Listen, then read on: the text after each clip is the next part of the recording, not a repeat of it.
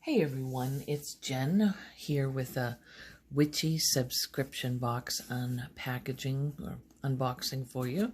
This is from Tamed Wild, and this is their January box, I guess.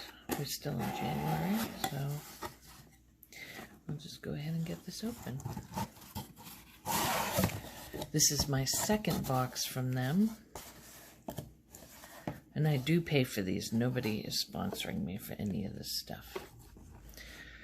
Okay, let's see. So this tells you, let's see, one of these tells you what's in the box.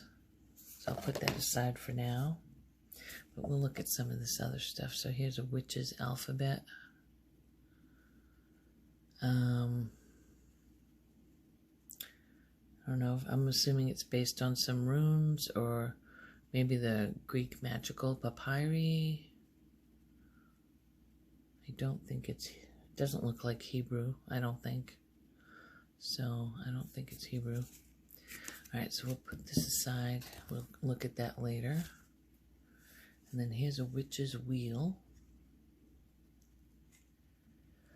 I think this is for, there's something in here about doing sigils. So this is about sigil creation. So we'll take a look at this for a second.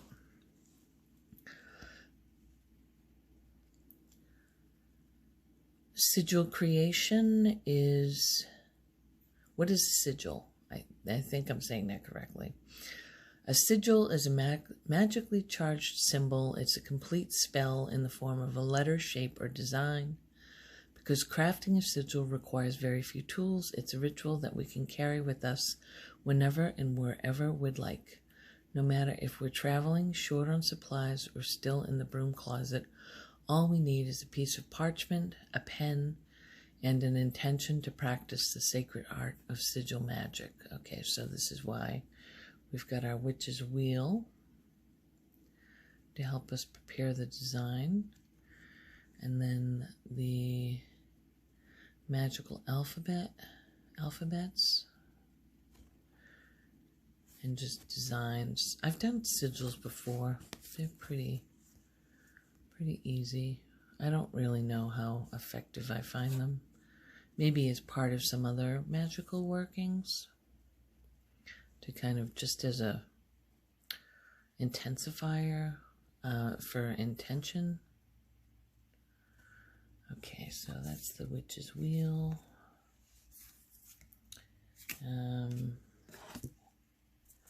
then this one is, let's see, what's this? Oh, so this is, they include a spell for each box, is my understanding. So this is about what their little spell ritual work is, time capsules, and sigil magic. So we'll look at that a little bit.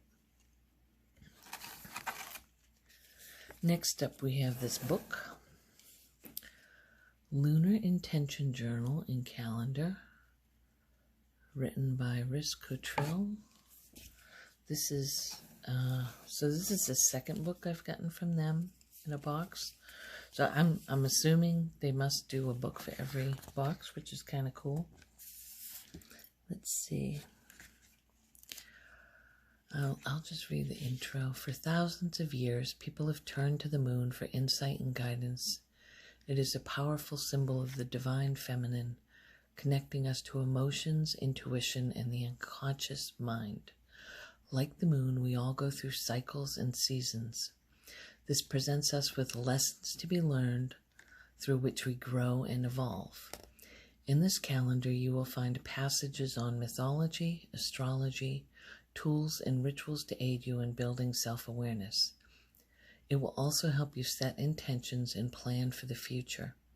This is an open calendar, allowing you to use it at your leisure by filling in the dates and year. You will see that the circles for each date can be filled in, reflecting the current moon phase. Alright, so let me just move this out of the way, kind of see a bit better. So we've got each month goes into the zodiac signs. Intention setting and moon rituals. Alright, so we got some tarot card layouts here. Different ones. A new moon spread, a full moon spread. Moon phases, so you just fill in the dates, I guess, for the phases for the particular year you're filling in this in. And then you just got your monthly calendar. Okay. Alright, so it kind of just a couple of different things for each month. Snow moon for February. This is a cute little book.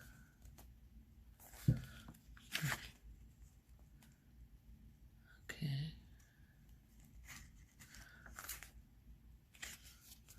Let's see what else is in here. So it just goes through for each month. See if there's anything additional at the back of it. No, I think it's pretty much just, that's the same thing all the way through. That's pretty cool though, I like that. I do have a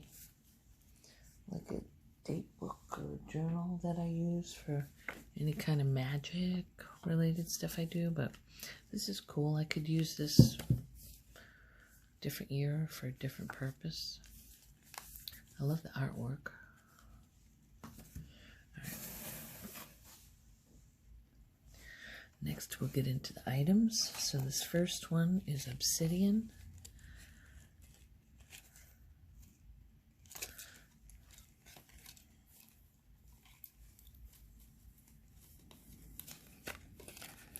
Is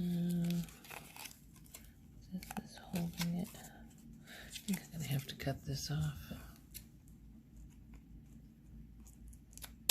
Get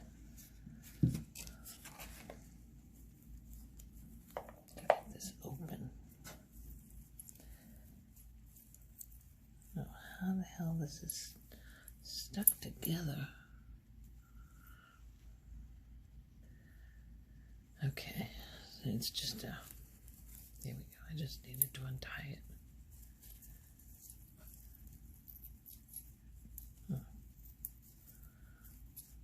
Oh. Well, that's cool. It's like an arrowhead. What else we got in here? We got two of them. Huh.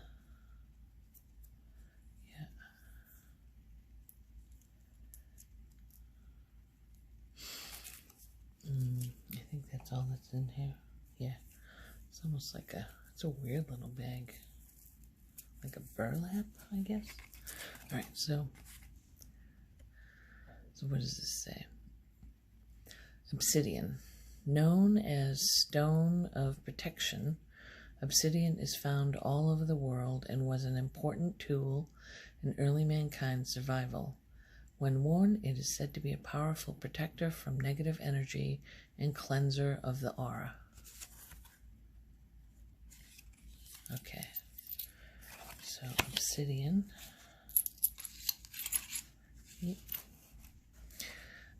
Next, we've got protection salts. Oh, that's cool. I think that's star anise inside there, right?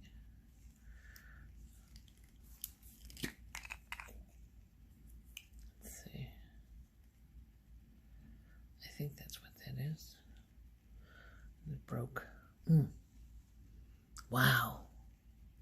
Wow, it's got that licorice smell. Black licorice. Oh, I love black licorice. Huh. Okay. Looks like there's just one in there. It's a shame it broke. Okay, so what does this say? Does it say anything else? Alright, so protection salts. Oh, it smells so good. If you like licorice, I know a lot of people hate it. Oh, whatever this is, it's tiny.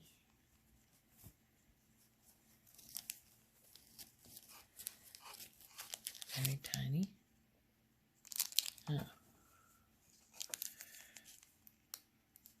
Oh. Let's see. Open this up.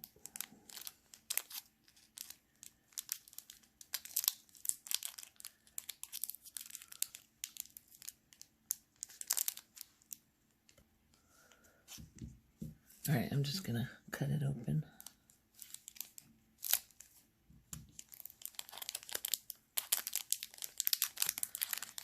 It was really in there. There we go. Oh, it's like a charm or a pendant. Let's see. I recognize it, but I don't remember what these are called. So let's just grab my little guide here. Where is it? Okay, so this is Eye of Horse. That's right, Eye of Horse. I've watched Stargate. I should have known what that was right away. Pretty. Easier to see like this. It's actually nice. It's like pretty solid.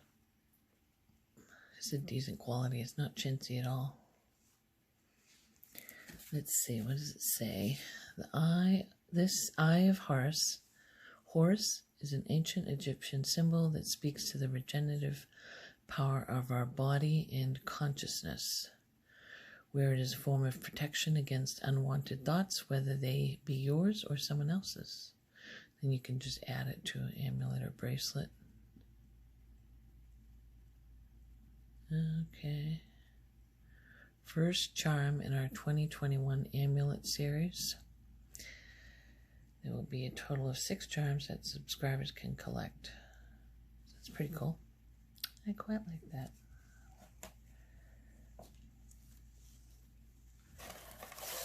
Next.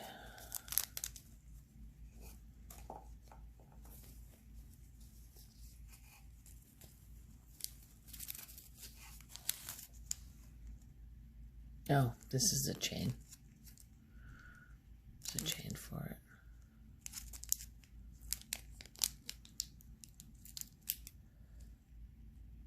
Here we go. Actually, I wasn't going to open it, but you know what? Well, no, I'm not going to open it because I'm honestly going to put the Eye of Horse on the chain that is currently out of my neck, and I might just save this one for later. So keep those aside. It's funny that they've put these in like separate little bags instead of just putting them in one bag together, but it's kind of nice to have the 2 bags. Okay, this looks like a little spell bottle.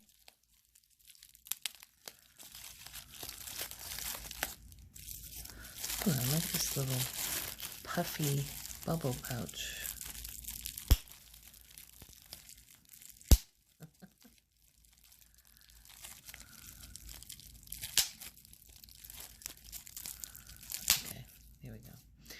There's a cute little, I don't, it's not glass. What is it?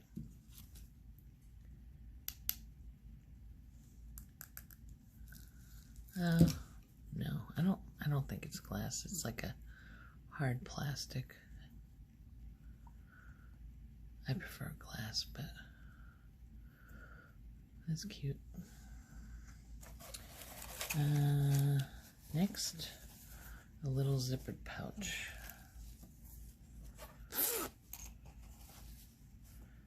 It's cute. An Eye of Horse pouch. Actually, that's cute. I think that's actually it. Okay, so that's everything. So, all right, so we've got the pouch, the charm. That is a nice, it is a very nice charm.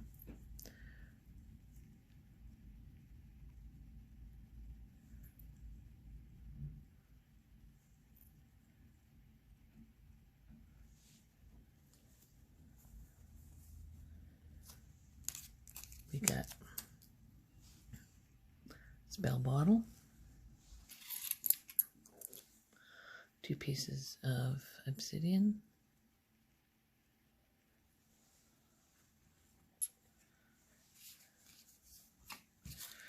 And then the protective salts. We'll just put that there. Protective salts. And then we've got our book. Just organize this like so.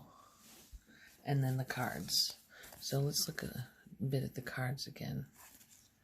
Alright, so we'll talk about the ritual tools here. We'll just see. So obsidian arrowheads. Time capsule. To add this obsidian arrowhead to your time capsule to generate balance in a world that sometimes feels unsteady. Okay, so all the things that you get are usually related to whatever they're doing for a ritual for that month. So we're supposed to load the different pieces of our spell-based magical time capsule into the embroidered canvas pouch. Herbal salt blend. Historically, star anise was burned in incense to purify a space, placed under the pillow to support a dream sachet, or carried on the body to deflect the evil eye. Lunar intention booklet. And then it doesn't really talk about this witch's alphabet, I don't think, unless it's on... Alright, so let's take a look at this, because this will probably say what the alphabet is. So it's, well, actually, it says here, what does this say? Does it say, what is the sigil, blah, blah, blah.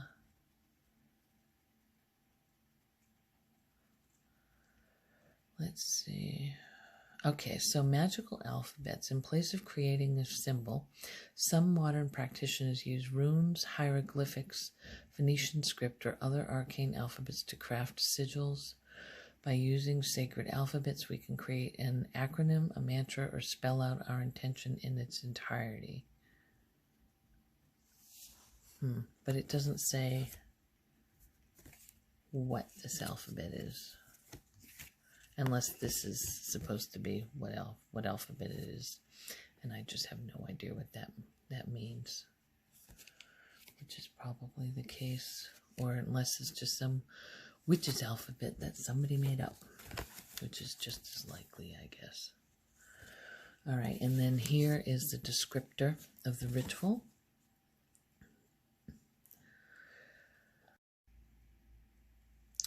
Okay, so here is the descriptor of the ritual. And sorry, I just had to start the video again.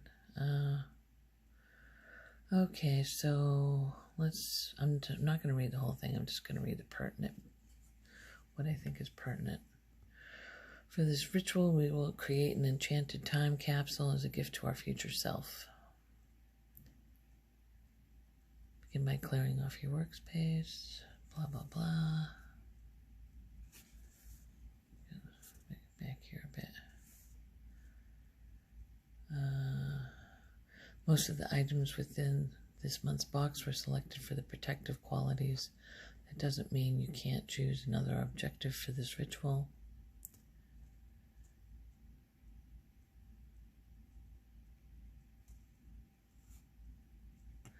Include a handwritten letter to your future self. In this letter, list all the questions that keep you up at night. Speak about your day-to-day life. What are you currently reading, studying? How do you spend your free time? Where does your purpose lie? Basically, you're basically just grabbing a bunch of emotionally relevant items and loading them into the little thingy, canvas bag. So you create a sigil.